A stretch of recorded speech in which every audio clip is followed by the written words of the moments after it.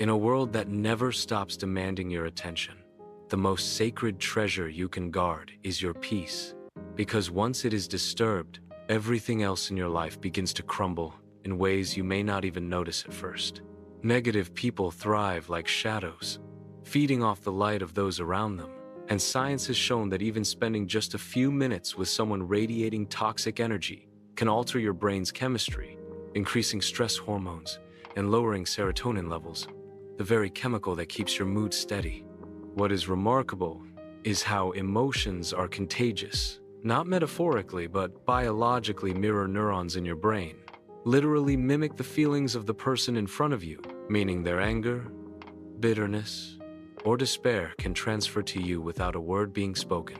This is why one person's negativity in a room can feel like a storm cloud has entered, suffocating the air and dimming the light, because human beings are wired to absorb the emotional frequencies of others like tuning forks vibrating to the same pitch.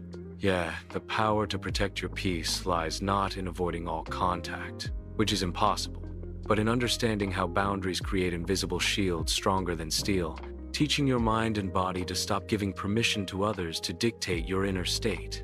Studies show that chronic exposure to negativity doesn't just harm your mood, it weakens your immune system, raises your blood pressure, and even shortens your lifespan, making emotional defense a matter not just of mental health but of survival. Imagine every negative interaction as pollution seeping into your bloodstream without cleansing boundaries. The buildup poisons not only your present but your future. But just as your body has natural detox systems, your spirit has them too, and they begin with conscious detachment, choosing not to absorb but to observe, seeing toxic behavior as a reflection of the other person's wounds rather than a judgment on your worth.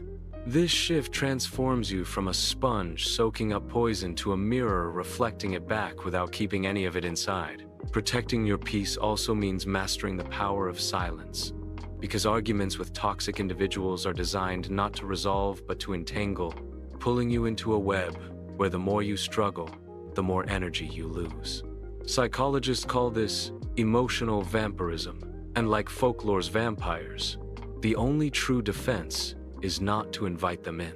Instead, respond with calm, short answers, or no response at all, and you will watch their attempts to provoke wither, because negativity cannot thrive where it cannot feed. But protecting your peace does not mean becoming cold or unfeeling. It means choosing where your warmth flows, saving your empathy for those who nourish rather than drain you. Because every ounce of energy you give away is an investment shaping the life you live. When you surround yourself with positive, uplifting souls, studies reveal your brain literally rewires itself, creating stronger neural pathways for joy, resilience, and creativity, as if your environment is sculpting your destiny one conversation at a time. And this is perhaps the greatest truth. Peace is not passive, it is active. It is a discipline, a daily practice of saying no to chaos and yes to serenity, no to toxicity and yes to growth, no to manipulation and yes to freedom. The world outside will always contain storms, but the world inside is yours to command.